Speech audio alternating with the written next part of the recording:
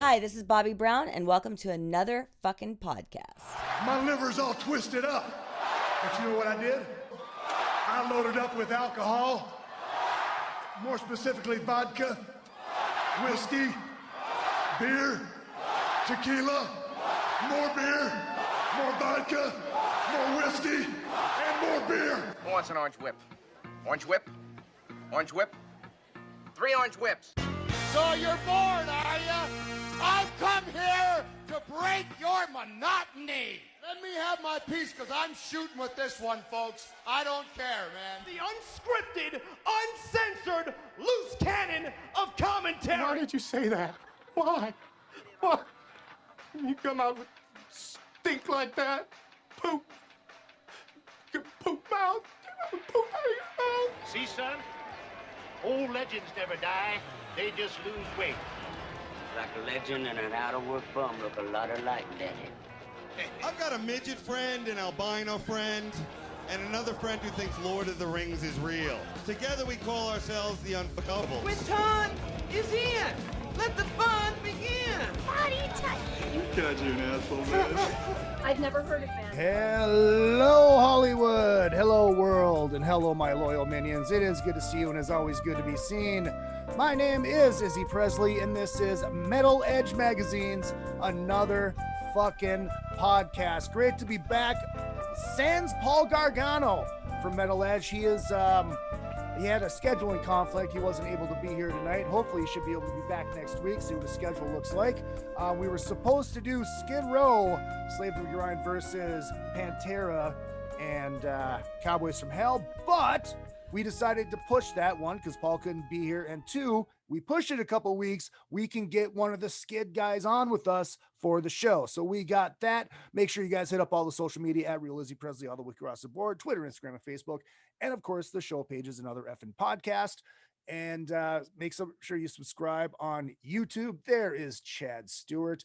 Make sure you guys subscribe on YouTube so you can watch the show afterwards. If you are listening live or want to listen live, make sure you hit up the Spreaker page at Spreaker.com/user/Izzy Presley. Follow, and you will get notified every time we go live. So, gonna do this really quick because it is Steve Austin Day. 316, crack one for the working man. Oh yeah. And before I intro the guests, and I'll get into this. He's back on TV. Well, on streaming TV. The man who said he would never do it. It would never happen. The real world reunion has happened. Andre, when you told me that, did you know something, or were you just kind of playing it off of like, fuck it, I don't want to do that? I didn't get the offer yet. So okay. I don't want to do it. Oh, okay. Yeah, fuck it. I'll do how it. much? Yeah, right. So congratulations on that. And people can find that on Paramount, right? Streaming. Yeah, the new Paramount streaming platform. Very cool. I'm glad it's not on Discovery Plus, because I have the commercial worked out to flick off Guy Fieri exactly. I don't even have to look at the TV and I can flick off Guy Fieri. Oh, stop it. You got anything else to pimp while we're going around here? Me? Yeah. Oh yeah, I got a new single coming out in 2 weeks for the new album Clean Break. It's the title track, Clean Break. Nice. Well, congratulations. I didn't know about that, so that's awesome. DJ Will has returned from the Monsters of Rock cruise from KNAC and the almighty Rainbow Bar and Grill. Welcome, sir. What up? Easy. Any news on, is the Rainbow open now? Yes. The reason I'm late. Of course. Getting primed. Will, No, actually doing work, but still it up. Oh, there you go. Will, you have anything to pimp out at the top of the show here? Actually, tomorrow, depending on the time where you're at in the world, I have a little St. Patty's Day special. It'll be a show comprised of all Irish artists, and that includes like everything, not just Thin Lizzy. Wait, there are other Irish bands other than Thin Lizzy? So that matter. Yeah, there's quite a few. There's quite a few. So some deep, sweet Savage tracks. Vivian Campbell's old band. Also Mama's Boys. I had some real fun with them. Band called the Fatima Mansions, which I never play on KNAC because they're not a metal band, but they interesting stuff. So yeah, so tomorrow 10 to 1, St. Patty's Day, pure rock style on KNAC.com. Beautiful. Chad Stewart, Faster Pussycat, Motochrist ACK, a tribute to Ace Frehley, which I have to talk to you about after the show. There might be a something for us possibly this summer. And Devil's Crown. Hi kids, how are we? How you doing, bud? I'm all right. You know, trying to make $1 out of 15 cents, just like everybody else. All right. So before we actually get into the Kiss, I mean, if anybody is wondering what we're doing tonight, I mean, you should be able to know this already from the title and yada, yada, yada. Kiss Animalize versus Lick It Up versus Asylum. It is going to be a good one. And hey, Izzy, yes. Izzy, real quick. I know Paul's not here today, but before we start the show, can we take a minute to remember Gerri Miller? That's where I was going. That's where I was going right now, sir. I just wanted to get everybody introduced. So Paul, when Paul is back, Paul will be able to, give a deeper talk about it. I didn't know Gerri, but if it wasn't for Metal Edge magazine and Gerri Miller, there's a good chance I might not be doing this. It's so influential in my life, and everybody, you say Metal Edge, you automatically think of Gerri Miller, and she passed away yesterday. If anybody doesn't know that, cancer, I believe she was 67. They think they didn't, I don't think they confirmed her age, but it doesn't matter. Very important in the music that we love.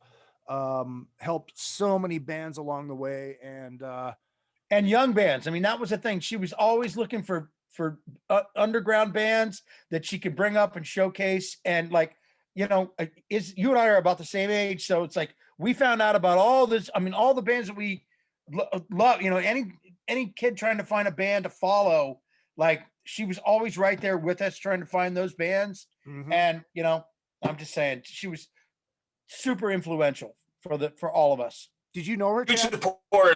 Huge supporter in the scene. I mean, way more so than Circus and Hit Parader and magazines. 1,000%. Well, 1,000%. I mean, we're talking constant exposure, constant press, and just nonstop with supporting bands from that era.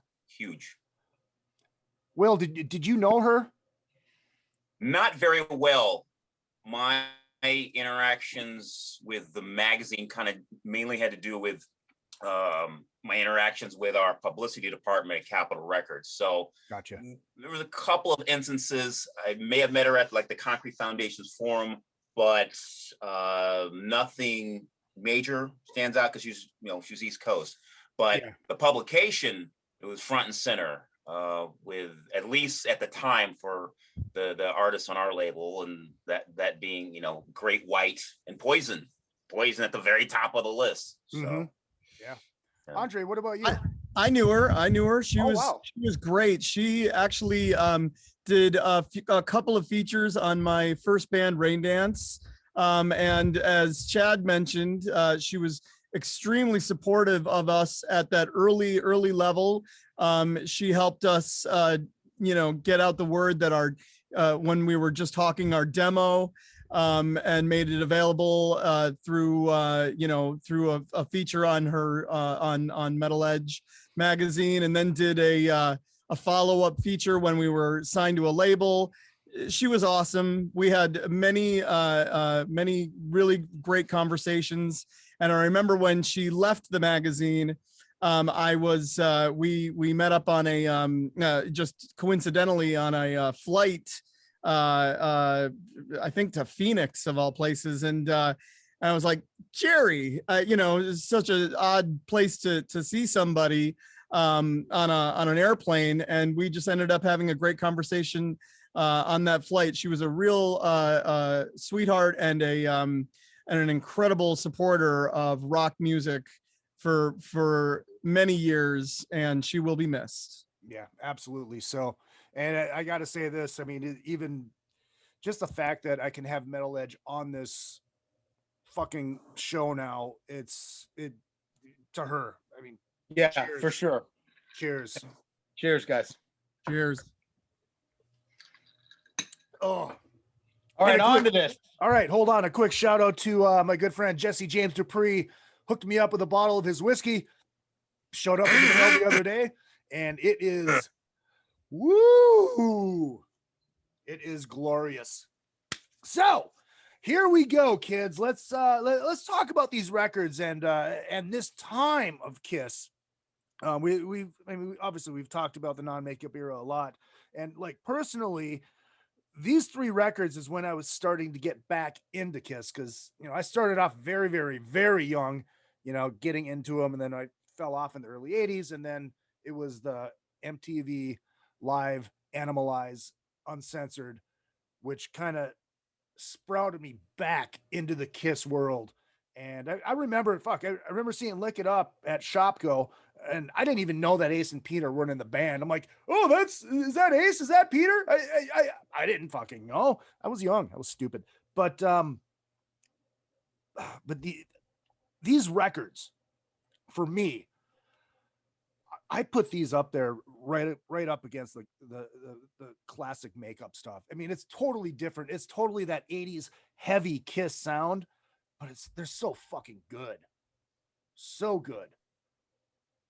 Chad, what are your thoughts? These are kind of the Paul years. This is kind of where Paul took over and started steering the ship a little more so than Gene. I don't know, maybe to his dismay, but it definitely is the truth. And obviously Vinnie's input into Lick It Up, was huge. And cannot be overstated. Cannot exactly. And it gave them a jump start from coming from, all right, how are we going to do this? Pulling the makeup off and going into this whole thing. Mm-hmm. Like, he was definitely the catalyst to get them song wise, image wise, everything else kind of into that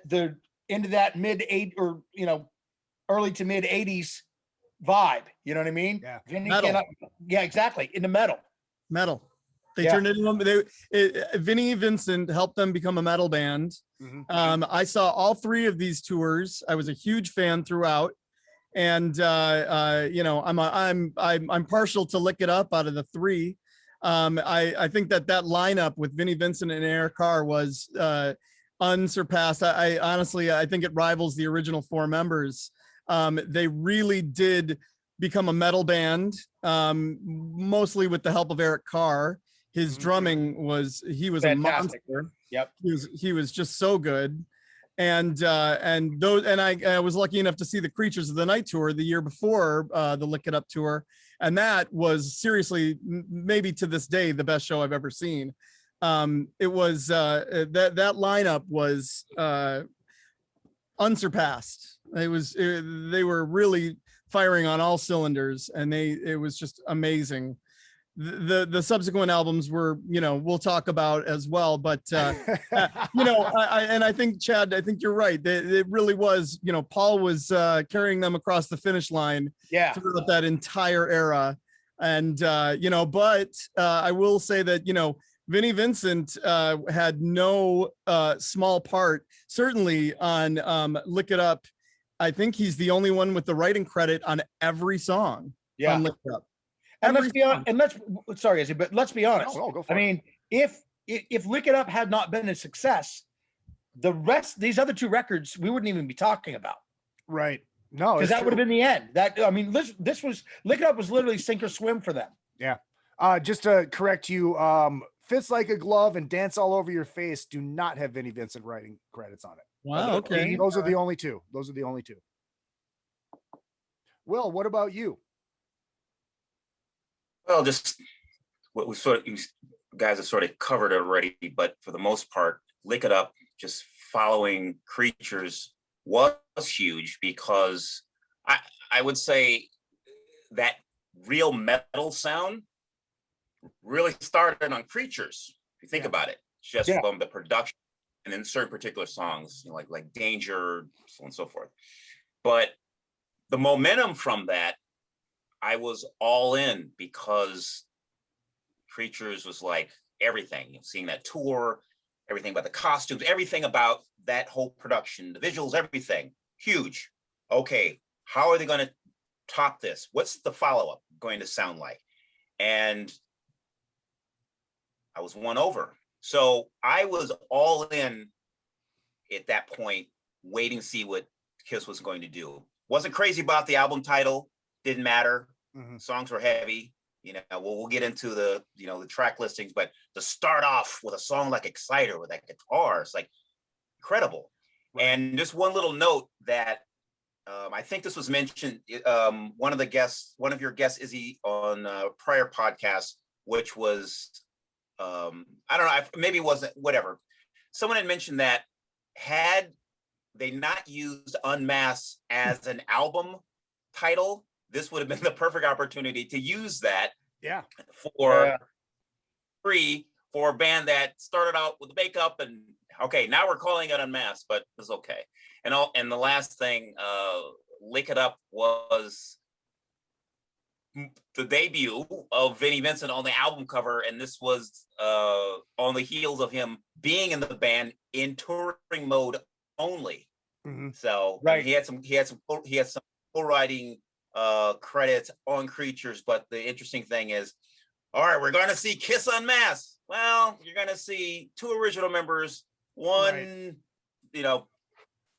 new drummer more or less at the time, and a completely new guy.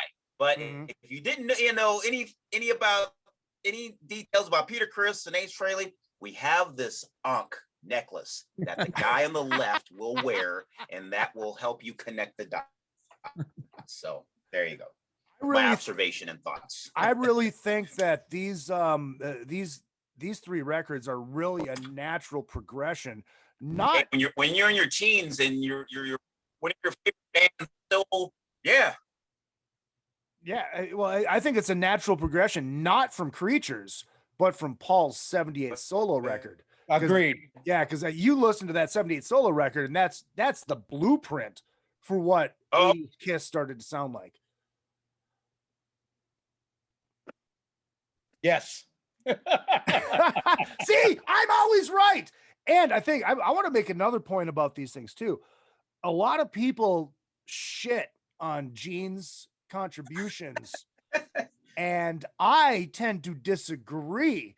I think that the Gene stuff on these albums is really fucking good. It's a lot better than people give it credit for. Well, you know that I'm a Gene junkie, and I would not argue with you mostly, but I gotta go. It's 50-50. Some half of this is crap and half of it's fantastic.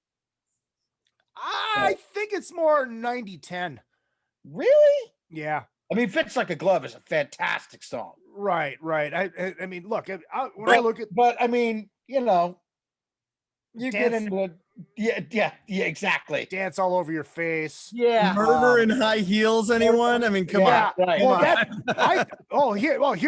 Murder in, and we're gonna get into all this stuff later, but I think Murder in the High Heels is like the only bad song on fucking Asylum. Or I mean, on Animalize. I don't know. Oh yeah. The only bad song. Oh yeah. Oh, oh yeah. I think all you can. Anybody that rips on Burn Bitch Burn can lick my ass, because that is an amazing tune. Spread them. We can talk about this in a minute. Oh, we'll get there. We will get there. And it's funny too. It's like, if you ever see the live footage from this era, I mean, if you haven't, watch it, because you'll feel like you are on blow, like really good blow, because it is moving at 9 million miles an hour. And on that note, hold on. I gotta play it. Where is it? Fucking Ward. Andre, you saw these tours. Were you shocked at how fast they were playing? I love the tempos. I love the tempos of the old stuff. The makeup era stuff. I think that they really gave new life to those older tracks with that lineup. And yeah, I mean, some of the tempos were a little ridiculous. And you know what's really funny, and I don't know if funny is the right word, but when you if you get a chance to see any of the live footage from the Lick It Up tour, Paul is on fire. He is moving around like as if he had like a car battery attached to him or something. I mean, he is jumping around so much. It amazes me that he could be so active on stage. I suppose not having the 8-pound boots on anymore, freed him up quite a bit to be able to dance around and move. But it's amazing to me that someone could be so active while still holding a fairly intricate rhythm guitar. It's really something to watch. That tour specifically, Lick It Up and the one before it, Creatures, those two tours, that lineup, I can't say enough about it. I mean, it was really and I saw the following two tours as well, and all good shows, but nothing matched that lineup to me. That was really something else. Didn't you think that Vinnie overdid it too much though? No. See, I mean, I really, okay. So, maybe in, certainly in his solo stuff, I'm not really a fan of the stuff that he did subsequent to Kiss, but I really like everything that he played in Kiss. And, I found his stuff. Yeah. I mean, it was very flashy, but it was really cool. And I liken it to Randy Rhoads more than any player, as it's, intricate and technically proficient, but very tasteful in my opinion. And I think that, I love Vinnie's playing in Kiss. I would agree. I would say under the confines of having to play in Kiss, I agree with you. Like when he went to solo stuff is a whole nother thing because totally kind of went crazy. But playing within the confines of the band, Andre, I'm with you on this. He really wrote some really amazing stuff. Yeah. Totally agree. Absolutely. Going to the chat room really quick.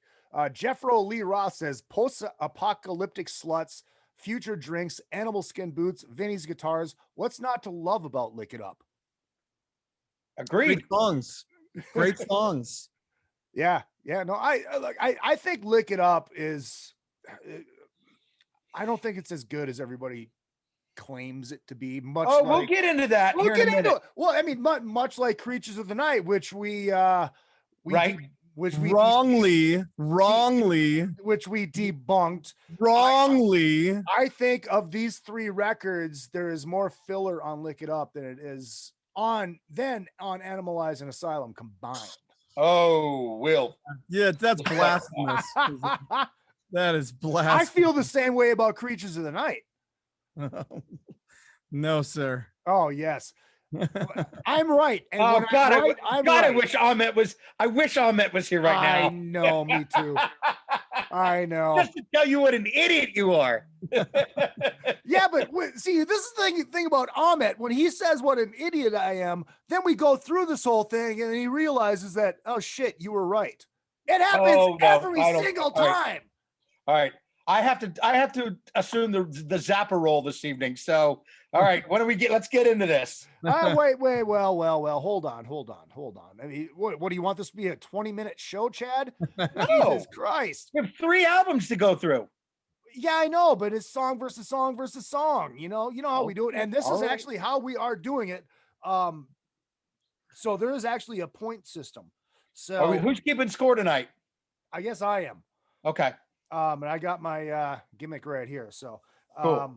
So basically how it's going to work is you rank the 3 songs in order, and your number 1 song gets 3 points, your number 2 song gets 2 points, and your number 1 song gets 1 point.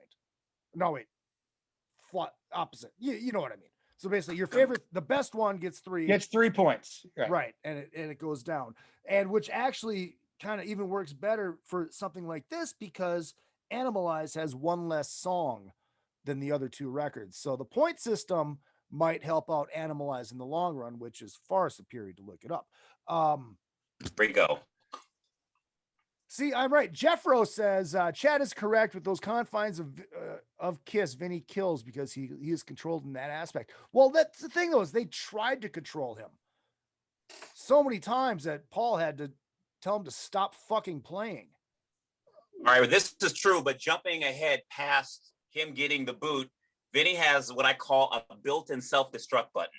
When you try to sue Gene and Paul and you fail them multiple times, there's a reason for it, because you were very volatile with your extended solos and your behavior that a lot of us fans didn't always see in the magazines or stage. But when it all came out, after it all came out in the wash, it's like, well, self-destruct button, you brought it on yourself. It's like, well, not only that, then they give him another chance for revenge, and he still motherfucks himself.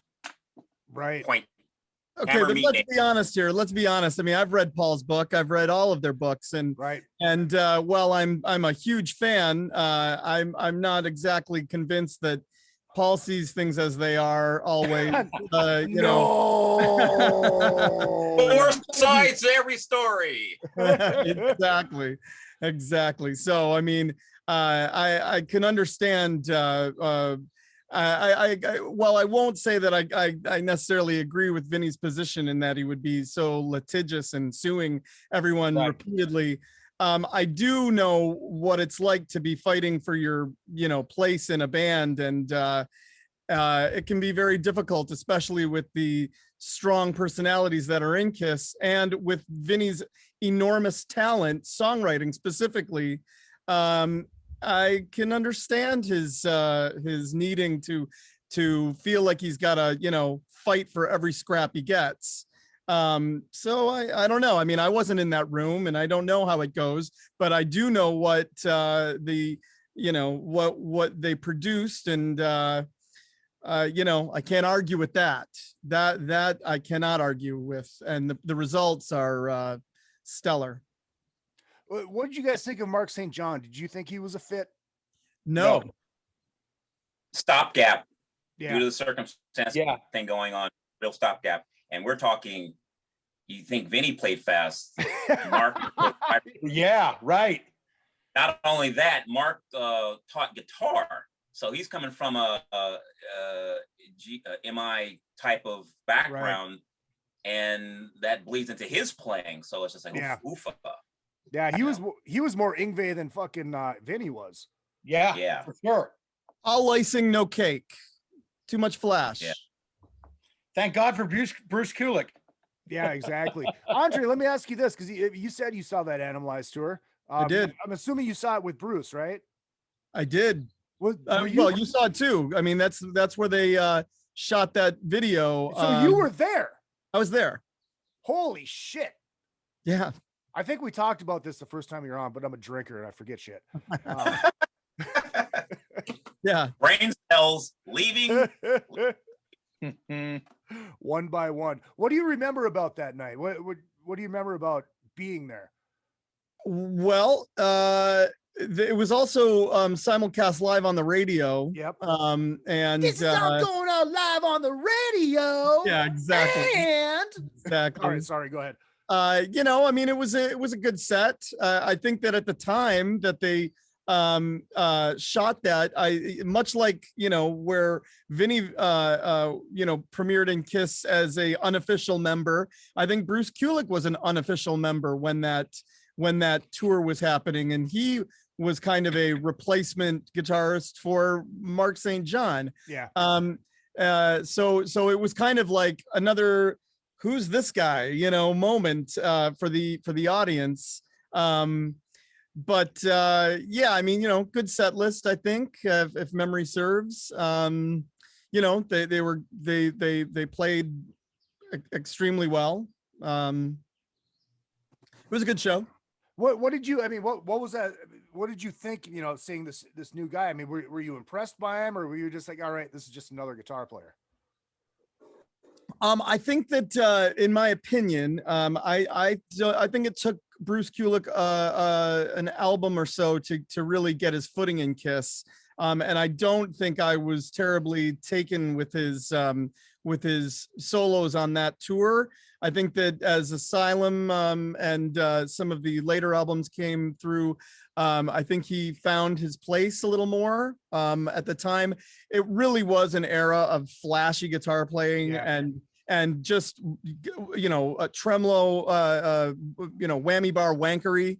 And so there was just too much of that going on. And so, yeah, maybe that was my impression at the time. It was a lot of like, you know, just kind of not a lot of soul in that soloing. You know what I mean? Right. Speaking of guitars and amplifiers, first half of the show brought to you by Beater Amplification. That's 2 E's, beateramplification.com. Hit them up on Facebook as well. 100 watts of testicular fortitude, hand wired, hand built. These things are so goddamn badass. Hit them up, beateramplification.com. You can actually get one of the Izzy Presley TCB ones before I do, because I don't have one yet. But you can get one whenever you fucking want. They will build it for you. And our good friends over at Mackie, MACKIE, you want to get into podcasting, home recording, hit up Mackie.com and check out the studio bundles, a very affordable way to get into it. They'll get everything that you need, mics, cords, interfaces, whatever you need. Mackie will get it done for you very, very, very cheaply. Did you guys, I mean, what did you guys think about the look on Asylum? Do you think that hurt? It's terrible. No. Couldn't have been worse. Oh my God. Terrible.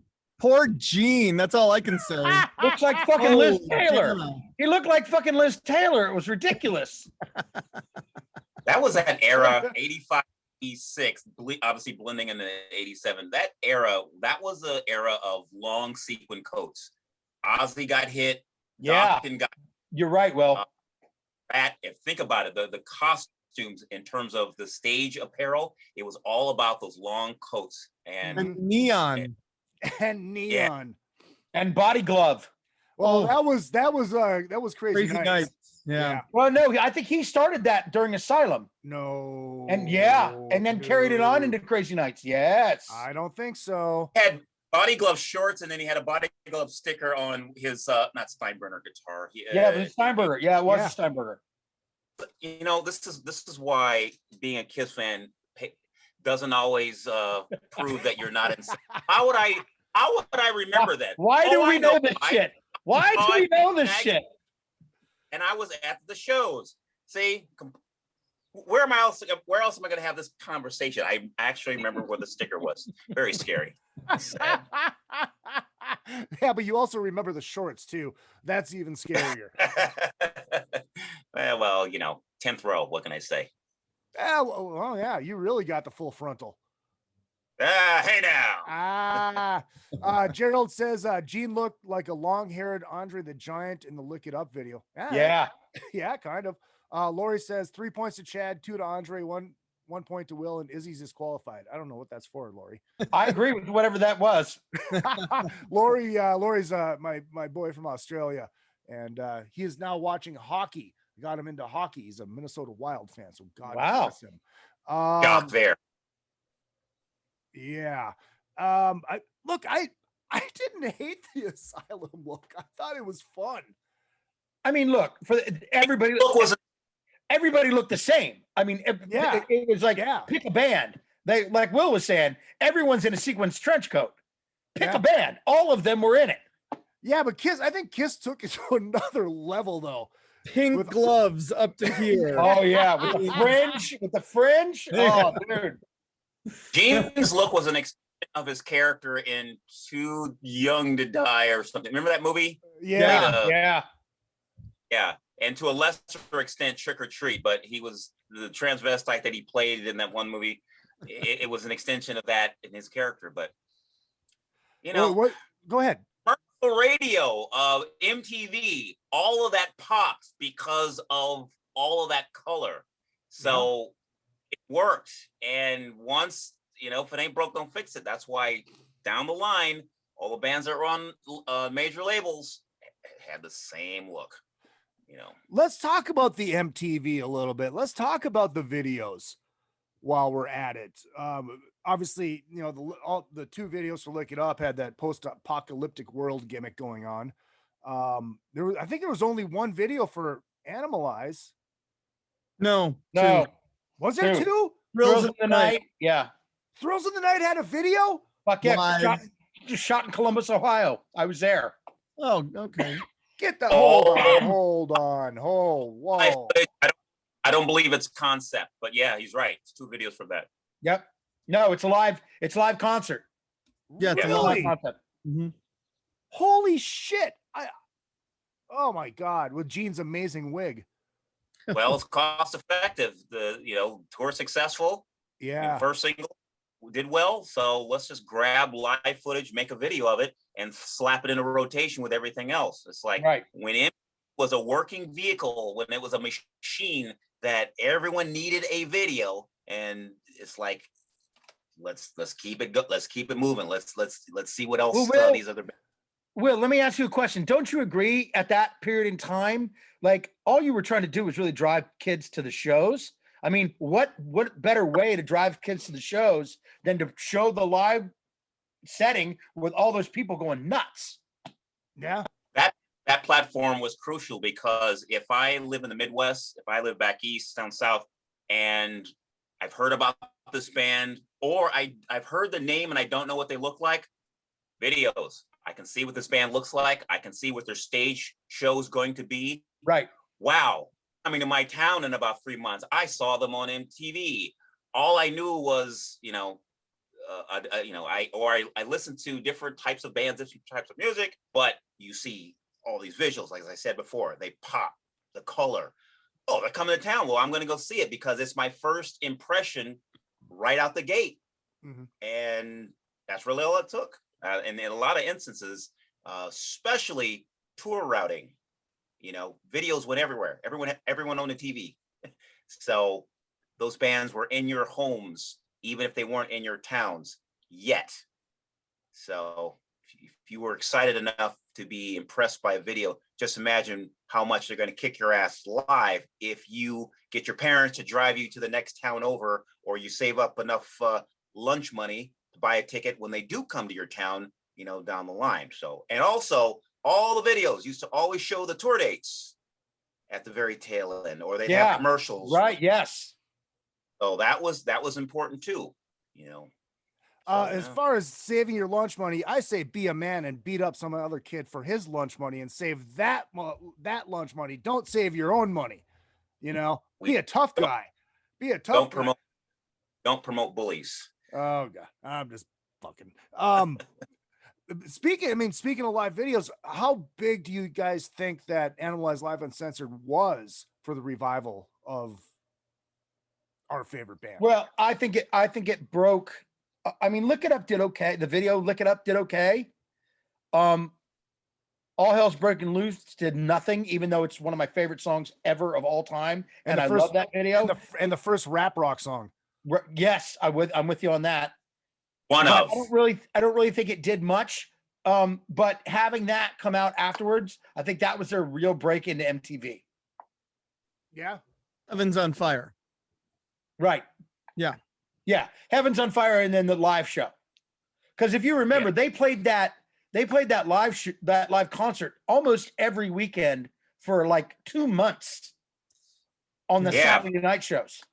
Yeah, it's like that, along with Bon Jovi, Def Leppard, Motley Crue. It was in the rotation, and if we're home, boy, eating it up. Yep, Scorpions.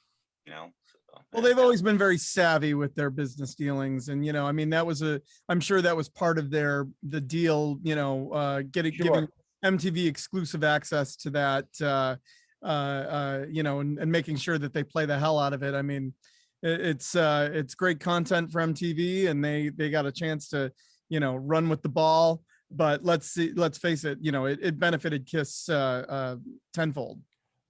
Sure. And this is. I went to one of these video stores, and it hadn't been rented in months. Like, I'll give you $9 for it. So they sold me the fucking the original VHS from the video store. Did anybody else own it? I did. I was there, so I had to have yeah, it. of course. I was like looking for myself in the audience. It's 15 years old or whatever, you know. Oh my God. Oh, Gerald says, careful, Izzy, you may get bad Uber tipping karma. I don't know what the fuck that means. People bullying. Don't. It's the bullying. Oh, yeah. Look, nobody. Will, you warned him. Will, you warned him. Nobody tips their fucking Lyft and Uber drivers anyway, so who fucking cares? Jeffro says Gene's wig is an alien life form that took over his being. Amen. Is becoming a symbiotic relationship that eventually turned into his wig taking his mind and body over. Aliens are real. Flamethrowers are worth the money. I fucking love Jeffro. Jeffro put a lot of time and energy coming up with all that. So love for Gene. Jeez Louise. But how about those great Asylum videos though? Those things were amazing. Tears are falling and all night. All night. Who wants to be lonely? Who wants to be lonely? Oh, who wants to be lonely? That's Yep. right. That's right. Well, obviously all night because you got all the nurses doing the gimmick, which you know helped advance my puberty. God. All right, let's do this. Let's take a short 2-minute break, and we'll come back. Video. And we'll get into this track versus track. We got Andre Comeau, Chad Stewart, and DJ Will. It is another fucking podcast. Metal Edge Magazines. Another fucking podcast. We'll be back in 2 and 2. Vinnie Tortorich here.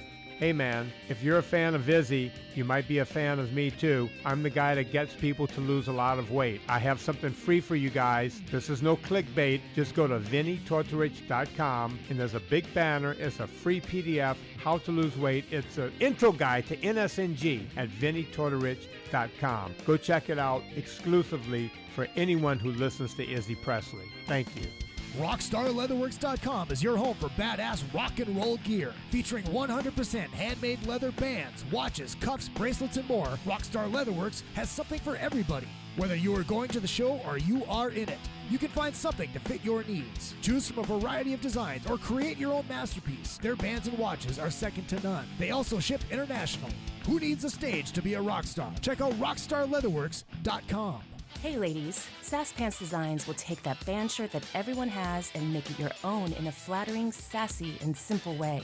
There are one-of-a-kind tank tops, halter tops, lace-up tees, and tube-top dresses already in stock. Check out the online store at sasspantsrocks.com and like Sass Pants Designs on Facebook, Instagram, and Twitter for special offers and custom orders. Use the code IZZY25 for 25% off of your entire order at sasspantsrocks.com. That's sasspantsrocks.com. Let Sass Pants make you the envy of the party. Rockwood Saloon Authentic Apparel takes rock and roll fashion to a new level with their tees and tanks for men and women. They also make custom shirts, jackets, vests, pants, hoodies, beanies, and more. The Rockwood Graphics Department can design anything from your logo, t-shirt design, promo posters, band swag, and printed at great prices. From tour shirts and custom stage gear to killer threads for the street to the stage, Rockwood Saloon has it all. Rockwood Saloon, authentic rock and roll apparel for stage and street. World tour tested for quality, comfort, style, and durability. Check them out at www.rockwoodsaloon.com. That's rockwoodsaloon.com. A reading from the Book of Paul, verse Animalize, chapter Under the Gun.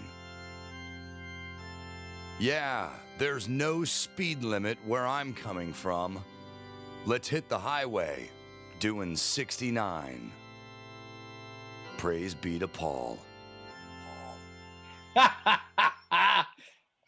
Amen, brothers and sisters.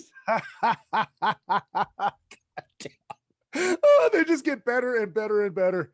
I just listen to that over and over and piss myself. Thanks to my good friend Mike Dawson from the Adam Carolla Show for voicing those. Second half of the show brought to you by A&P Laser. Hit up aplaser.com. Graduation, I guess, is coming around. Or no, wait. actually not, because nobody got to go to fucking school. There's shit coming up. Mother's Day is coming up. We got Easter coming up. We got fucking Father's Day coming up. Hit up aplaser.com and get something nice and laser engraved from aplaser.com. And our good friend John Palumbo, we love us some John Palumbo. You have a band, you have a business, you need a website, you need a logo done. Hit up our good friend at John Palumbo Design. We love us some John Palumbo. So Will, we were talking about off the air about the video for Rise Tour. You were at it. Yeah, that was promoted by the radio station 105.5 KNAC. And it was like, hey, fans of Kiss, you want to be part of this video? Come on down. So it was shot at SAR Studios in Hollywood. And it was a big deal at the time because this was all post non-makeup era. But everything about the video, I mean, the performance was Kiss doing their thing. But in the video itself, very cool. It was almost like a callback that we were waiting for. You see Gene and Paul in makeup again. Huge deal, because there were several years where, you know, they weren't in makeup anymore. And to see the costumes again, man, that was awesome to see. I don't remember if we were. I was just going to say, did you notice right away that the costumes are wrong? Oh yeah, they're off by, I would say they have the costumes right about 80%. Yeah. If I were to see it, if I were to A/B it, I can absolutely point out what they enhanced or what the designers did on the video that, okay, noble effort, but not completely accurate. Now that's just being a Kiss purist. But again, I get to see Kiss. Yeah, we're gonna see this song. We don't see them in makeup, of course, at the shoot. What I don't remember is if we were told that, hey, you're gonna see yourselves on MTV when this video's done, and don't forget to look for the special surprise at the end, or something like that. Either that announcement happened or we weren't told, and then we see the video. So that was cool. Big cattle call, people waiting around, and you know, Kiss gear, makeup, the whole thing. Hurry up and wait. Chat room really quick. Kyle, Young Guns Havens. I don't even like Kiss, but I'm enjoying the hell out of this conversation. Well, see, that's what we do here. Jeffro Lee Roth, Jesus titty fucking Christ, I love Kiss and this podcast. Well, you know, feel free to send money to Izzy Presley at yahoo.com via PayPal if you want to donate to the show, Jeffro, and buy some gear while you're at it. You know, yeah, send me some money. I'll send you a fucking t-shirt, whatever. Just like Will's got it on right now. Will's got it on right now. Look how cool it is. I know, it's a fucking great shirt. I'm proud of that shirt. And Lori says, Young Gun, you enjoy anything that has lips. Yes, that's absolutely true. Yes, they're on the cover of Rip magazine as well with those. Yeah, that's right. They must have did the photo shoot when they were filming it. So, yeah. All right. Should we get into this? Yes. All right. So here we go. Ladies and gentlemen, one corner. This is the three-way dance. I got nothing. Anyways, Lick It Up versus Animalize versus Asylum. And I'm going to tell you right now, Asylum is the best out of these three albums, but I think Animalize is gaining ground with me. I'm going to tell you you're an idiot. But okay. Second of all, I am going to say this. Of all the Kiss records, for the first song out of the gate on all three of these records, these are pretty epic fucking songs. Out of the gate for all three records. Yes, then this is going to this might be the toughest matchup of the first song. Yeah, I agree. Yeah. So we've got Exciter versus I've Had Enough, Into the Fire versus King of the Mountain, and which may be one of Eric Carr's greatest fucking drum parts ever. Yeah, all three of these songs are just I don't even fuck. It's like it changes in my head every goddamn time. Let's start with Andre.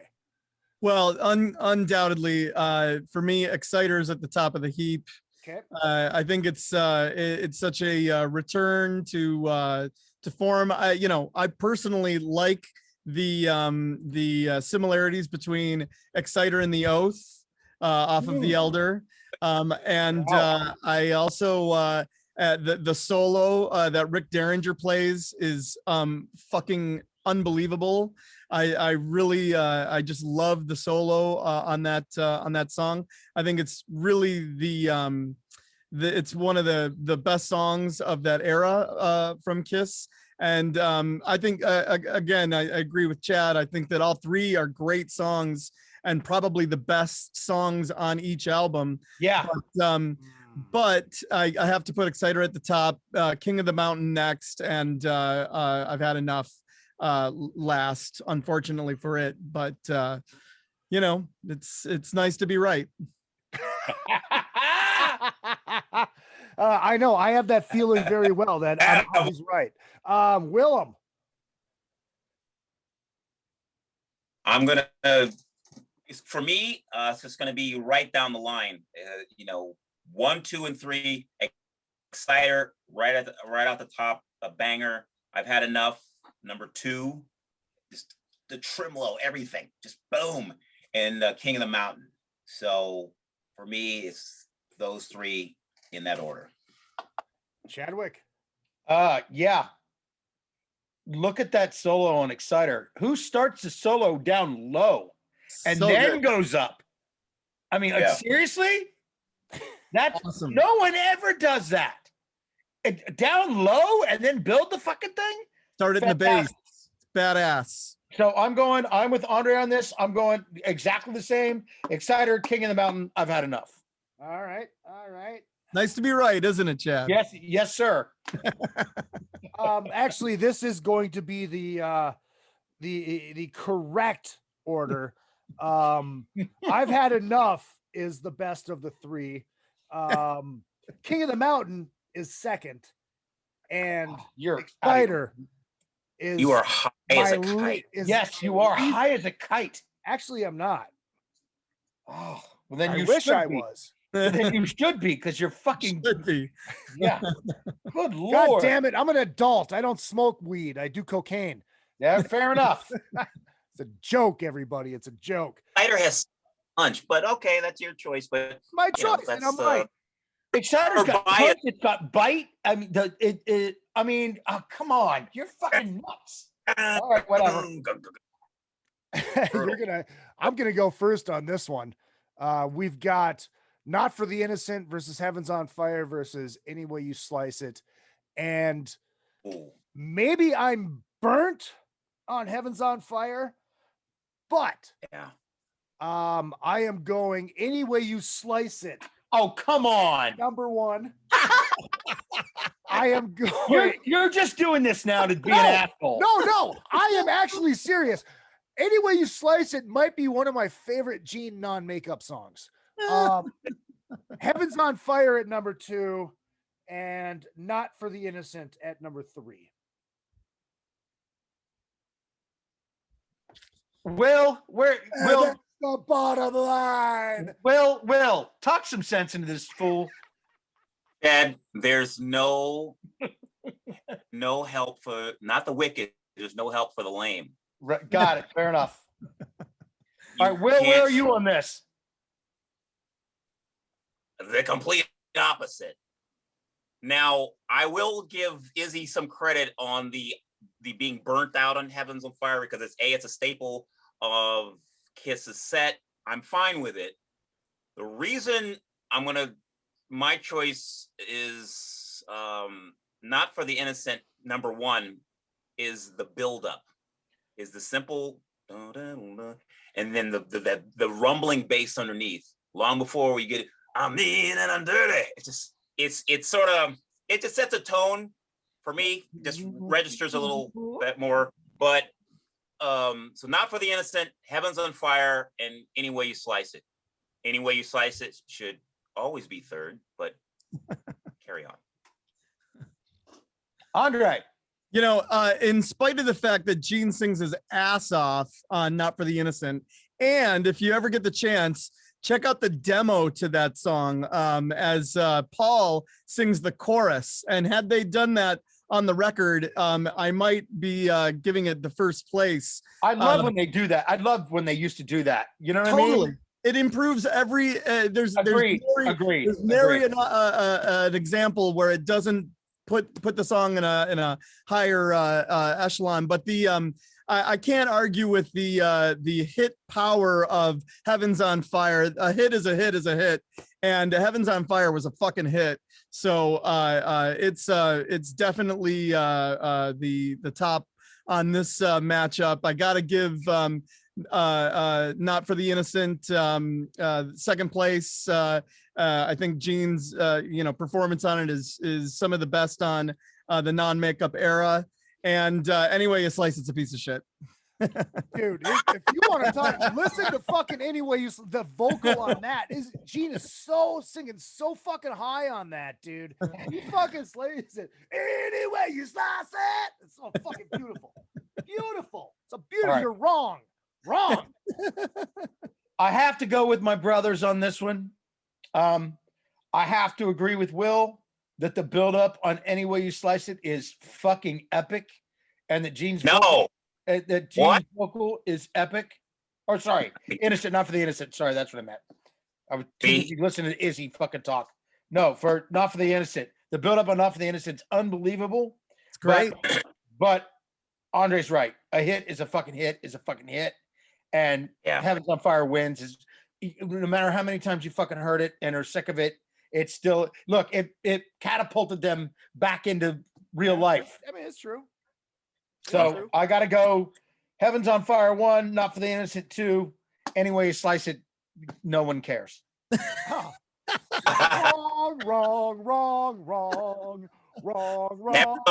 Now, you're Izzy, you're wrong. I'm coming back to your side on the next one. So go. Oh, you want me to go first? So who wants to go Yes. first on this? Okay. Yes. So we've got Lick It Up versus Burn Bitch Burn versus Who Wants to Be Lonely. Lick It Up, the studio version is a pile of shit. Agreed. I'm sorry. I love the live version, but the studio version is a pile of shit. And some of these lyrics may end up in one of these readings from the Book of Paul. I gotta live like I'm on vacation. I mean, come on. This is, dude, these two, Who Wants to Be Lonely and Burn Bitch Burn is, this is. It's an interesting one. So I don't know about you, I'm doing the chorus and the phrasings in my head. And okay, go ahead. This is interesting. I think Burn Bitch Burn is one of those songs that a lot of people make fun of, but when you listen to it, Burn Bitch Burn fucking rocks. Burn Bitch Burn. You're the only one that's going to quote when I go through her, it's like a hot knife through butter. You're the only one. But you're the only one that's going to do it, Izzy. Yeah, but that's in Fits Like a Glove. Oh, same thing. I want to put my log in your fireplace. Exactly. Like I said, same shit. It's interchangeable. Hold on. While we're here, I'm gonna do this just because. It's called the song Double Entendre. He's stupid. Reading from the book of Gene, verse Animalize, chapter Burn Bitch Burn. Oh babe, I want to put my log in your fireplace. Ooh, baby, you want to get played. Praise be to Gene. Amen, brothers and sisters. I am going to say Burn Bitch Burn at number 1, baby. Who Wants to Be Lonely at number 2? And Lick It Up at number 3. It's amazing how wrong you always are. Well, that's par for course. For me, Lick It Up is drony. It's plotting. It's just, you chorus and but comparing the track listings, Who Wants to Be Lonely at the top, it's got more chorus, it rolls more, it's got more oomph. in compared to Lick It Up. So Who Wants to Be Lonely, number 1 for me. Lick It Up, number 2. And Burn Bitch Burn 3. Oh, the hate for Burn Bitch Burn just burns me. I'm going with Will. Same thing. Okay. I gotta, I gotta give Lick It Up the top slot.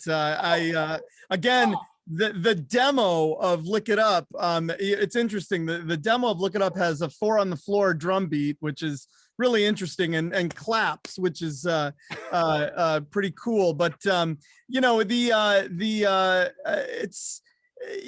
the package of Lick It Up with the video, the post-apocalyptic video with the chicks with no bras, and it's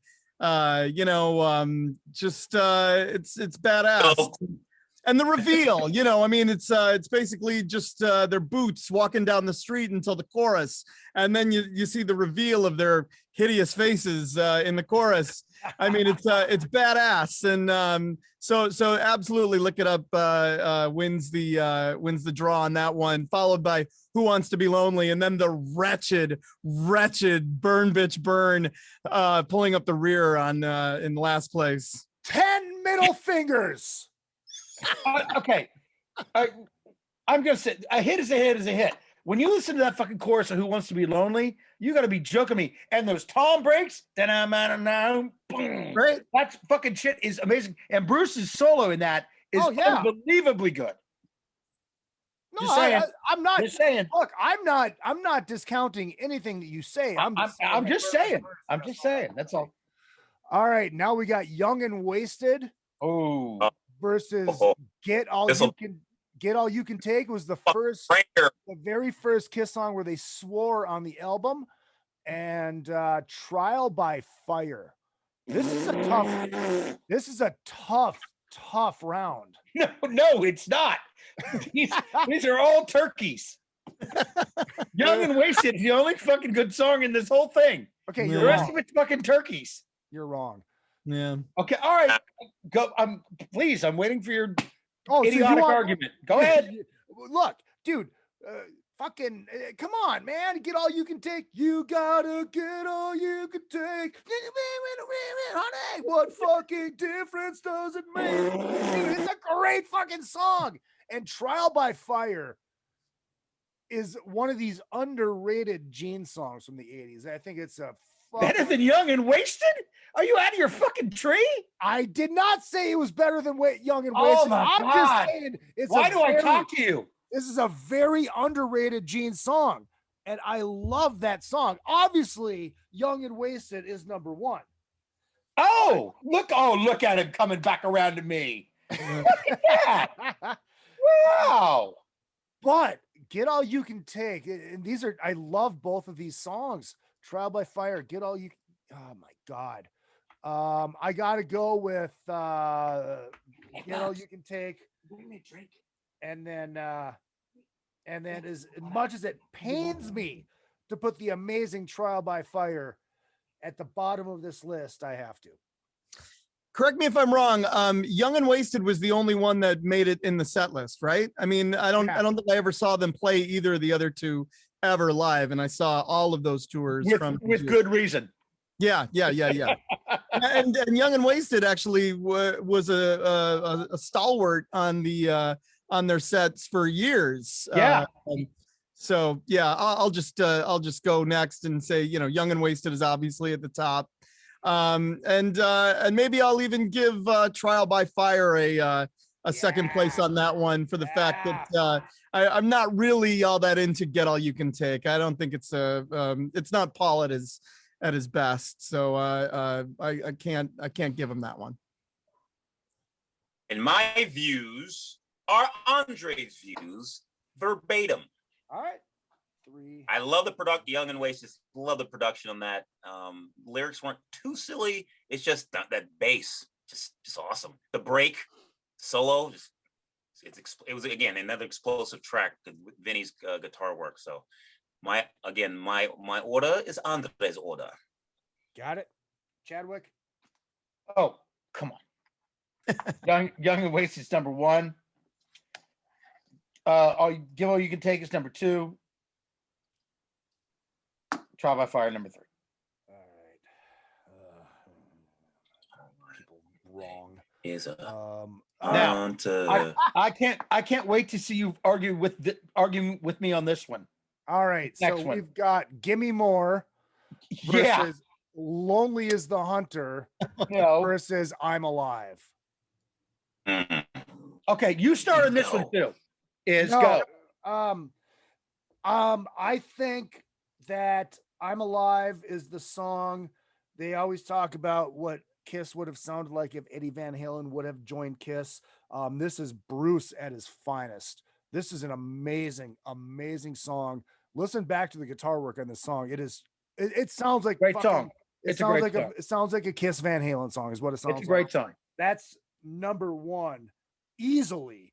No, but okay. Lonely is the Hunter at number 2, and Gimme More is one of those. Oh my, just those filler shit that's on Lick It Up.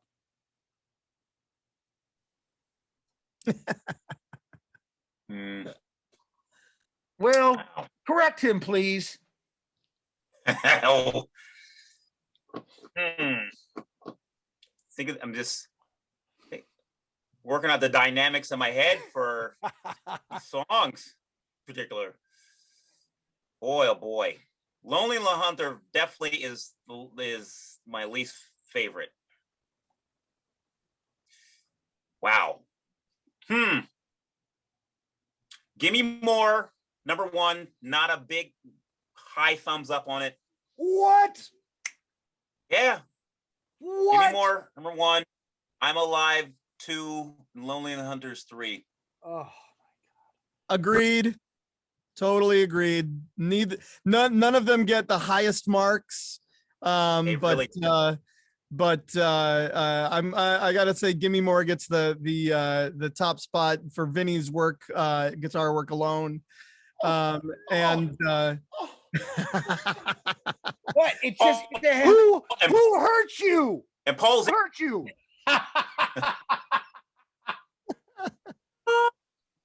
And Paul's energy, his vocal delivery too. Again, that has more punch when you're comparing to exactly. Dude, but tracks of listen to his fucking vocals on I'm Alive. It's great. It's great. It's just not better.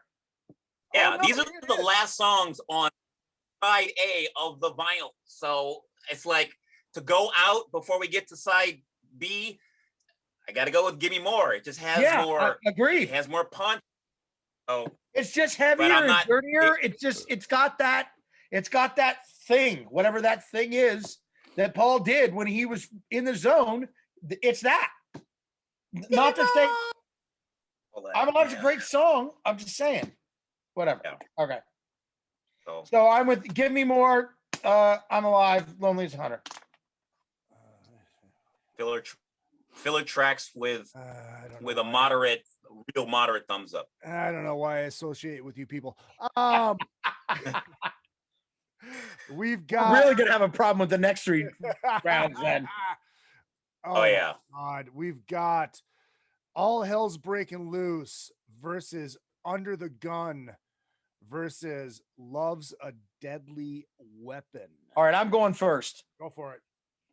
All Hell's Breaking Loose is the most underrated Kiss song of all fucking time. I have no idea why it was not in the set list more. If you listen to it right now, if you put it on right fucking now, it stands the test of time. Even though the video was goofy, it was still kind of cool. I think it was great. I think the video is the best best aspect of it. Under the Gun is a good song, but All Hell's Breaking Loose may be one of their classics. I have no idea why they don't play it more than they do. So All Hell's Breaking Loose, number 1. Under the Gun, number 2. Yeah, I got to see them. No one cares.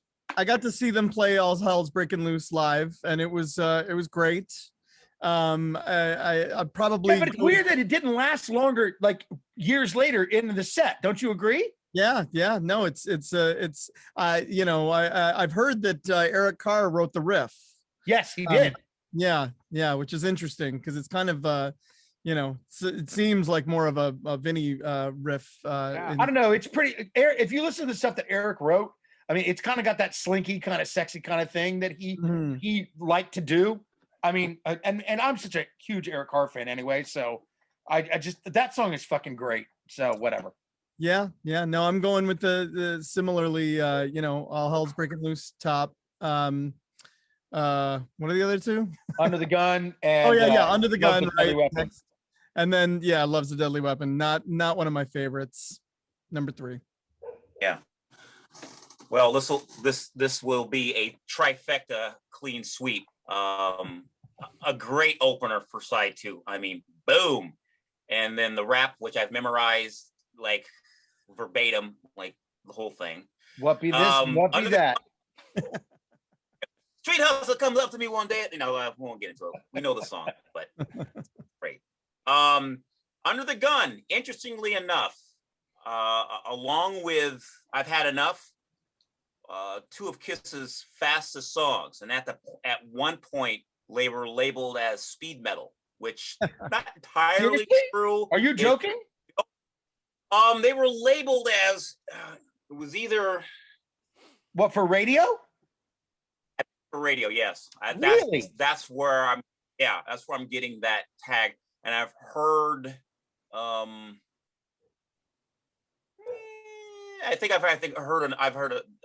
Had Enough. I've heard on like a heavier like specialty show in the past when dealt with the college radio stations. I only bring that up is because they were fast tempo and Eric Carr going to town on the double kick. So, but so trifecta, All Hell's, Under the Gun, and Love's a Deadly Weapon. There's 2 cheese factors in this for me. You've got the I am cool, I am the breeze. He is. Let's hit the highway doing 69. And I think that's not as cheesy as I'm cool, I'm the breeze. So I'm going to go Under the Gun at number 1.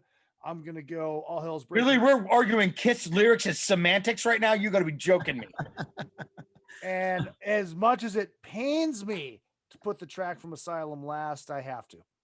Who else could say I am cool, I am the breeze? Only Paul Stanley. You got to give it to him. Agreed.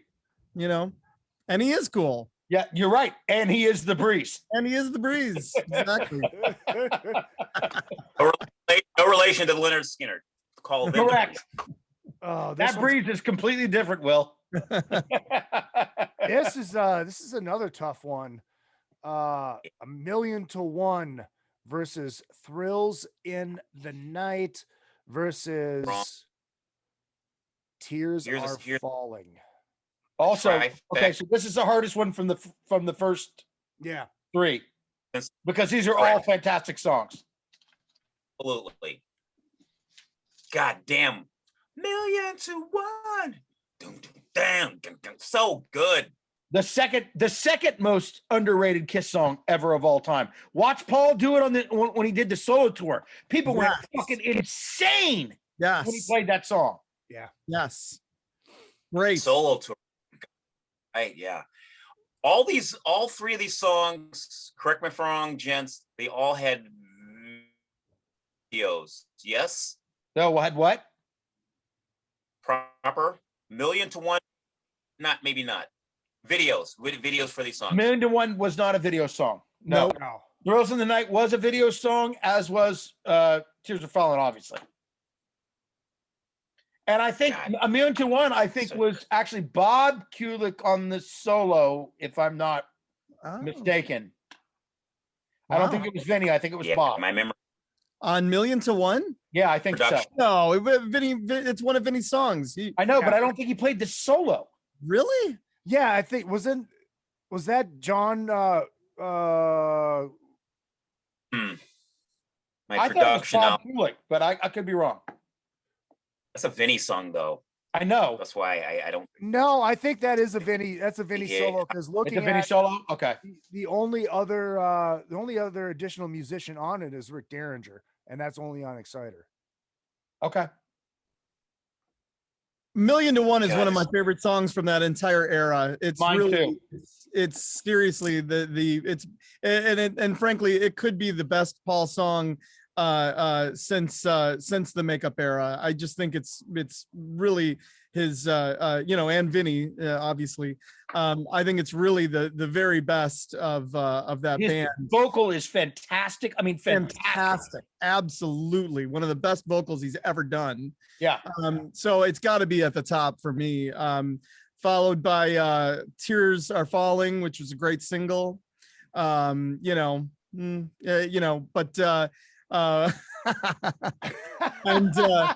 then Thrills in the Night. These are great songs. All three are great songs. But Million to One's absolutely at the top. A Million to One, without question, numero uno. Tears Are Falling. I wasn't bored by this song live. Colorful video, of course, from that tour. Catchy as fuck. And Thrills in the Night begrudgingly last. But again, as Chad mentioned, from this section of these three songs, from the opening track for these three albums, very tough matchups here. And Thrills in the Night, correct me if I'm wrong, I should know this, but again, the memory's fuzzy for certain things. This was co-written by Jean Bevois. I believe it was. I think you're right. Yeah. Yes, you are correct, sir. Okay. So I enjoyed that. I enjoyed the collaborations that Paul and Gene decided to do. Obviously going back many years, and especially with Bryan Adams on Creatures, but the co-writing aspects of the songs, you live them over and over and play them, and it's just like, okay, well, Paul and Gene didn't just write that. They had some assistance with this guy, so it was a nice little exclamation point that, oh, I recognize that name. Oh, cool. The guy from the Plasmatics. Cool. He wrote, and they're good songs. They're good pop rock songs. Yeah. Not pop. Good Lord. Pop metal. Unmasked is pop. If you want to talk Kiss. Right. To Dynasty is pop. Thank you. That's more of the context what I was trying to relay. But it's just good songwriting. It was catchy, and he had a hand in it. So Thrills in the Night 3, but begrudgingly. All right. A Million to One is an unmistakably fantastic song. It never got the credit it deserved. A Million to One is definitely number one. Tears Are Falling, I'm going to go back to a hit. It is a hit. It was a hit. It's also, I think, one of Eric Carr's greatest drum parts in that chorus where he rounds those toms in the center of in between the vocal lines. Fantastic. So I got to go with Tears Are Falling 2. Thrills in the Night, even though the video was shot in my hometown, I've got to go with that for 3. As you said, a hit is a hit. That was the fucking hit, and that has to be number one for me. I've always loved fucking Tears Are Falling. Such a great song. I just love that. It's just got a groove to it. A Million to One and Thrills in the Night those are like, that's a toss up for me. Oh no! It's a good riff. Passion taking over at number 2. But it's not ding ding ding ding ding ding ding ding ding ding ding ding. It's not that. I'm sorry. It's not that. You can't fucking argue it. Out of your fucking alone. I just won that argument right there. Just doing that. No, you didn't. But look, and it's an amazing fucking song. But I still think Thrills in the Night's a better song. That's right. Keep going. Next set. Carry on. Because when I'm right, I'm right. All right. So now no one's agreeing with you. Now we've got Fits Like a Glove. Ooh. Versus While the City Sleeps. Versus Murder. Oh wait, no. Versus Secretly Cruel. Oh my God. Do not care for that song. Yeah. It's Like a Glove. I actually like Secretly Cruel. I do too. I actually think it's a pretty great song. It's kind of stupid, but it's catchy. But you guys argue first. I'll get in later. All right, fine. I'll go first. Fits Like a Glove. Wait, I'm sorry. You're going Fits Like a Glove first? Yeah. No, wow. Stop the presses, everybody. Yeah, right? Shock and awe. Secretly Cruel at number 2. And yeah. While the City Sleeps, I do like the song. Number 1. I mean 3. I'm going with you, exact same order. I am shocked that you're taking your fringe gloves off to actually vote for a good song.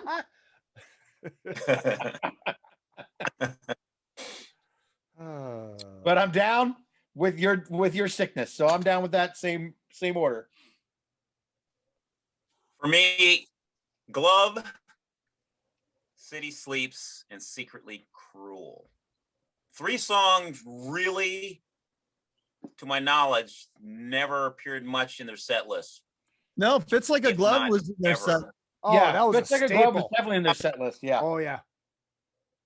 And that's number 1 for me as well. But the other 2, it's a real toss up.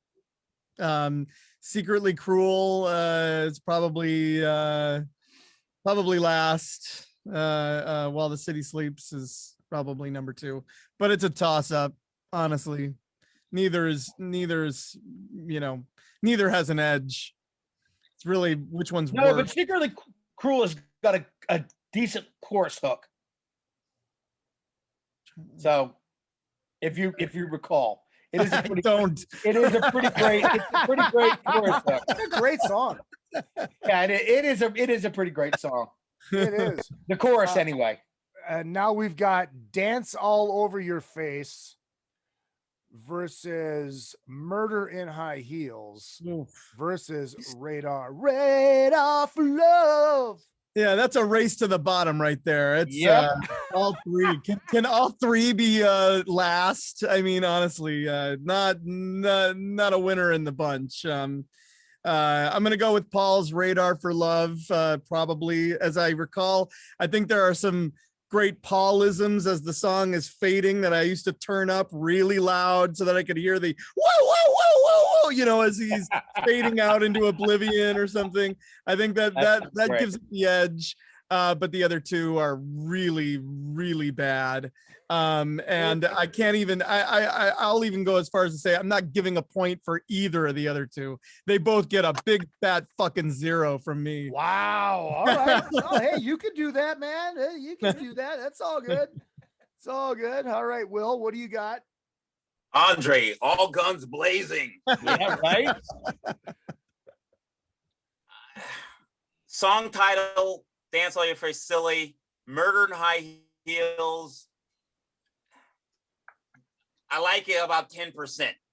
But again, with these 3, not a huge fan. So I'll still give my order, but these don't move the needle. Mm-hmm. Dance number 1, Murder number 2, and what I thought was a reworking of Radar Love, Gene bastardizing it or something. That's when I first thought it was. And Radar for Love 3. These are my least favorite. I think Murder in High Heels is the one shitty song on Animalize. So that is last. I always kind of dug Dance All Over Your Face. Believe it or not, I actually did kind of dig that song, but it is not. It is not as good as fucking Radar for Love. So Radar for Love is definitely at the top of the heap. And we've got Dance All Over Your Face at number 2. I'm gonna dance all over Izzy's face. That's going number fucking 1. You're a fucking jackoff. I'm going. That's obvious. The obvious clear winner. So dance Radar for Love, Murder in High Heels is a fucking shit show. And now now there is only 2 songs. We've got All Night versus And on the 8th Day. God created rock and roll. See, this is where I get into my own conundrum, because a hit is a hit is a hit versus a song that I think is a pretty cool Gene song as a B-side. Yeah, I agree. I got to go with All Night, number 1. Yeah. 8th Day 2. I much to my chagrin. For me, it's the opposite. And Really, you're gonna stand up for your fucking. I love you, Will. Thank you for doing that. Oh wait, so I say shit and it's stupid. Yeah, because you're an Will idiot. says it. You're an idiot. Will's not. Will's in the music business. What? Come on. I love you, Iz. Go, Will. 10 middle fingers. Yeah, I'm with Will. All Night it doesn't it's But it was a hit. I mean, I'd be a hypocrite to say, if I'm standing up for all the fucking hits, I'd be a hypocrite to say that. But was it though? Was it a hit? I mean, I know MTV played the video, but it even made the greatest hits record. Yeah. Well, so did a couple other ones that Well, have. X and C, well, yeah. Well, I'm Andre. I'm not arguing that. I'm just saying. I don't know if it was actually if it even charted. Look, X and Sex is a shit song, but it was a hit. X and Sex is an amazing song. You watch your mouth, young man. Okay, see, God, this is where we are. Yeah, this is where we are. One interesting thing about these 2 closing tracks, All Night was a hit, and on the 8th Day wasn't. But these were the last tracks of the album. So you think about track listings and you think about sonically how they determine the order.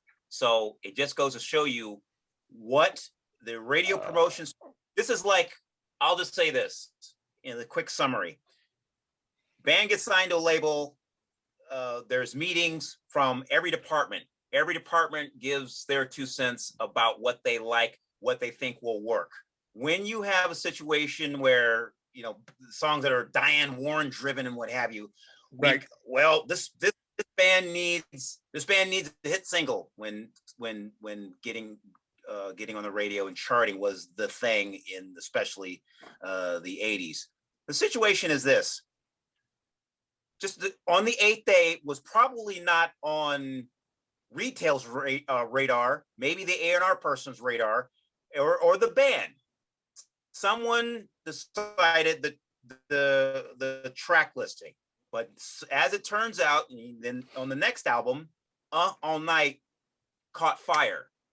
Maybe someone in radio promotion said, "Wow, that speaks to me. Wow, that's got something. Let's go with it." And here we are. Just goes to show you dynamically and sonically, depending on your track listing, not sometimes your first and second songs usually are supposed to be the bangers, but something buried on side B, you never know. It depends on the artist. All Night was a hit. It's just the double entendre title, silly. It was a hit. And that guitar intro is pretty great. That junk, chicken, dang, dang. It does kind of bring you in. So I just thought that the comparison to the as closers, it's like, oh, one registered, one not so much. So that's all. All right, so you're going All Night 1. Oh, me? Yeah. Vice versa. Oh. Vice versa. Oh shit. Yeah. I threw His Royal Highness's math off. You're right. Yes. No. Don't confuse him, Will. There's 2 songs to choose from. Well, and the correct answer is, of course, All Night is the better song. And the video with the half-naked nurses on the beds, and it's just all fucking sex and glory. It's All Night. But that's okay. It's all night. Oh, when did they release the home video? About the exact same time. That was the collection where they're in the Beverly Hills mansion and all that. The one they rented. Yes. Yeah. Right. Exactly. Right. It was really a bad time. It was terrible. Terrible. I mean, seriously, if they wanted to like announce, you know, Motley Crue Uncensored, them high on cocaine was just watching them walking around Hollywood was more interesting than that shit show that they fucking produced. Oh my God, Kiss Exposed is amazing. It's campy. It's tongue in cheek. It's funny. And there's titty. I mean, come on. You'll do anything for a boob, won't you, Izzy? There's tits in the Motley Crue video too. Yeah, they didn't have to work for that one. All right, you guys keep talking about how amazing I am while I add up these scores. Well, in a moment of silence. All right. Let the engineer pot down the faders. I'm just going to turn my headphones nothing awesome off about so I can add. No, you guys Hey, just talk about how great I am. Andre and Chad, yes, for sir. these tours, for 80, let's just go 84. 84 to 87, what opening act do you remember the most making an impression to you? Or what opening acts were had toured with Kiss the most during that period? For me, it was Vandenberg and Heaven. See my memories. See, we didn't get Heaven in the West Coast. Oh God. I got King Cobra twice. Thank you. That's one of them. Yeah. And I actually, obviously I'm a drummer, so I love Carmine. So I loved King Cobra. I thought they were fantastic. Thrill of a Lifetime. And that record was questionable, but the first one was pretty great. First one was solid. Strike. Ready to Strike was pretty great. I also got Black and Blue. Thank you. Thank you. That's another one. Yeah, Black and Blue. That was on In Heat. I think that was the release at the time. No, the second record.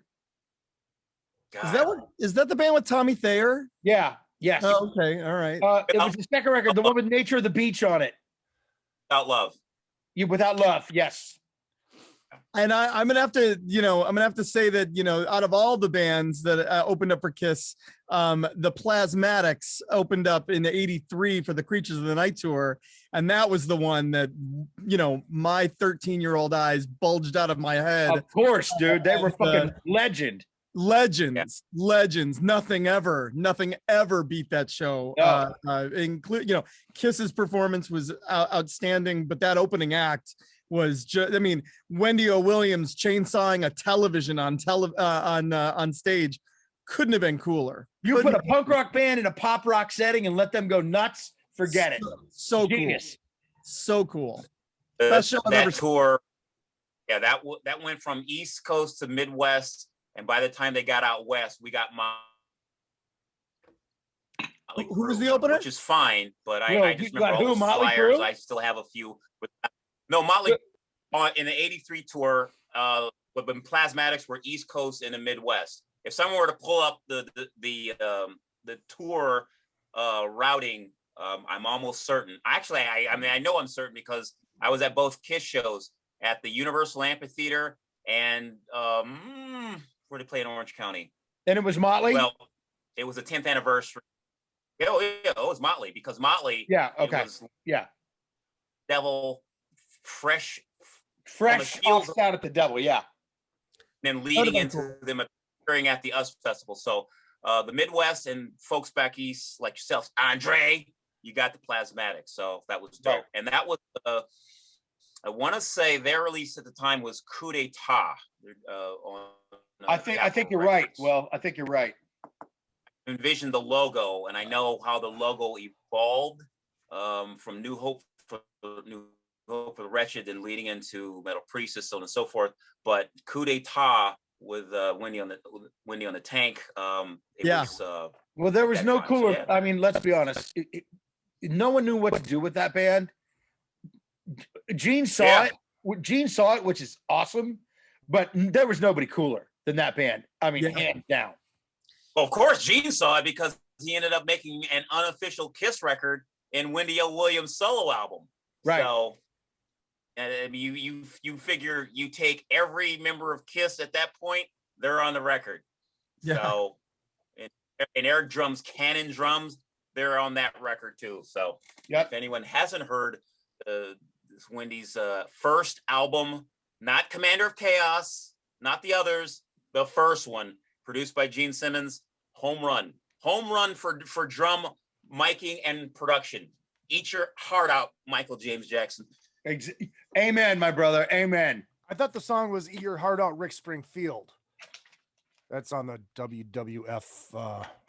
His Highness is back. Andre and Chad. Well. All right, Sunshine, where are we sitting now? All right, so let me hit the drum roll.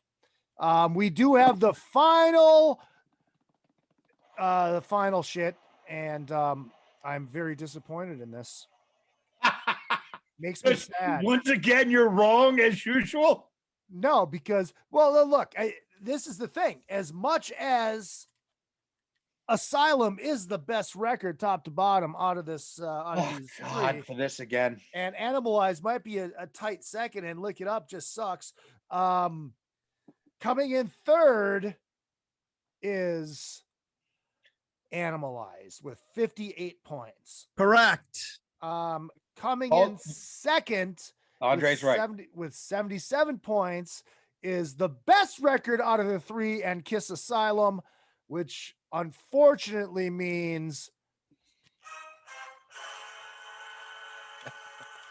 Lick It Up came in with a Wayne Gretzky 99, and rightfully so. Rightfully so. Agreed. And it's bullshit. It's horse shit. I am going to demand a recount. I want to thank Andre Comeau and DJ Will for being smart men that were here to vote correctly in this. This was like the fucking Georgia fucking election. I'm so glad that the fucking truth prevailed in this. Yes. Yes. Yeah. So get your lawyers ready to shut down and turn down at every point you go. This 3-album phase of Kiss is the accurate order. Dummy up. Shit. No, I mean, you're all wrong. And you know how I can tell that you are all wrong?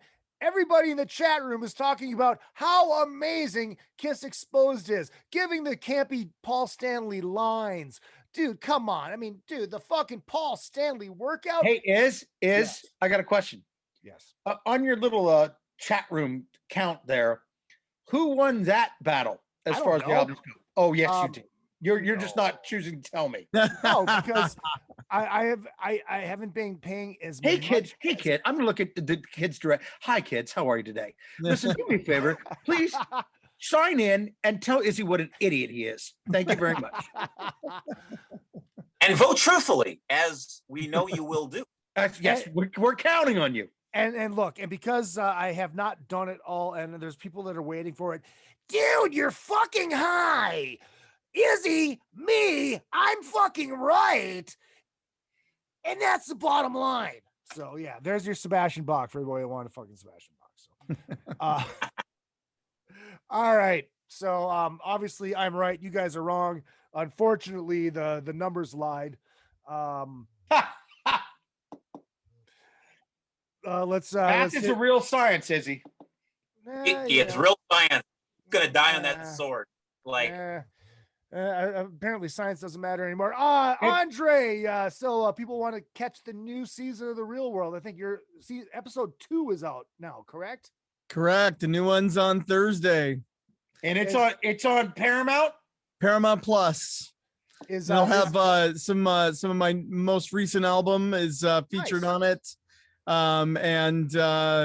It's exciting stuff. There'll be some video footage coming up on an upcoming episode, as well as I have a new single with my new band coming out in 2 weeks called Clean Break. Just for the record, Julie is still hot. Beautiful girl. For that record. And so is Eric back in the house yet? I don't know. Okay. All right. Very well. I was watching the clip of him getting tested. Right. So. Yeah. No, I'm sworn to secrecy. I can't. Oh tell. no, obviously. I was just asking. Maybe that might have happened in episode number 2. That's why I was asking. So yeah, check out the Real World Reunion on Paramount Plus.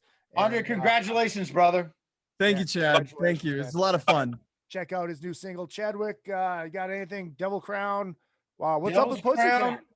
The Bloody Mary mix is rolling along. We've got a couple new versions coming out that I'll announce shortly and let people know what's going on with that. But until it's time to say something, I won't say nothing. There you go. As far as Pussycat's concerned, new music coming. I know I've been saying this for a decade. For 6 years. A decade, actually. But coming sooner than later. The vinyl's been printed, so nice. As soon as we get the okay on it, the kids will know when it's coming out. And as far as touring, no one fucking knows. So right, there's shit booked, but who knows? I do not have a crystal ball that works. You obviously don't have a brain that works either. Talking about these Kiss records, Really? DJ. Really? Oh, I'm getting on the phone with Ahmet after this. Oh, I'm gonna fuck I can't wait. I got two can't wait. other guys who disagree with you. Tell him to call me. Tell him to FaceTime me, and we'll have a conversation. Willem, you got your St. Patrick's Day Irish special coming up tomorrow. Coming up tomorrow, most likely 10 a.m. Pacific Standard Time, 3 hours of Irish rock. I'm going to start. The show starts off with the Irish National Anthem, the little Boondock Saints little mix I did. Nice. Some really clever selections beyond Thin Lizzy. So please enjoy that. Gary Moore? Catch me Gary on the Moore socials. solo? Yeah. What? Gary Moore solo? Gary Moore solo and Gary Moore Skid Row that very few people remember or know about. Wow. First band Skid Row that I enjoyed, but it's these are deep cuts. So you gotta listen to hear those deep cuts. Catch me on the socials at Metal DJ Will. This year closing in on 20 years at KNAC.com. On Sundays, it was called The Vaults. You can get it with the TuneIn app radio app, TuneIn radio app, and type in The Vault, and there you go. 10 a.m. Pacific Standard Time, and keeping it metal. There you go. All right, we'll say goodbye off the air. You guys hold on. Let me hit my Black Diamond outro music. Next week, I'm hoping Paul is back. Hopefully there's no scheduling conflicts next week. Not sure what we're going to do, but I'm sure we'll figure out something good, because we always do. My name is Izzy Presley. Make sure you hit up all of the social medias at Real Izzy Presley all the way across the board. Twitter, Instagram, and of course the Facebook. And of course we all know that the Facebook page for the show is Another Effing Podcast. Make sure you like, subscribe, and share. You like this show, share the show. You should share it while we're live to get more people in here. Gerald says next, let's do Hot in the Shade versus every other album combined. It almost matches up by a number of songs. That's kind of funny. So yeah, there we go. This has been Metal Edge Magazine, Another Effing Podcast, and we're going to pull one more back for Gerri MIller, just because. Thank you, Gerri, for everything you did for all of us. We appreciate it. Thank you, Gerri. Thank you, Gerri. It is an honor to have my name under this fucking Metal Edge logo, and it never would have happened if there never was a Gerri MIller. So. Amen, my brother. Amen. Cheers. Cheers. See you next week. I say good day. Whoa.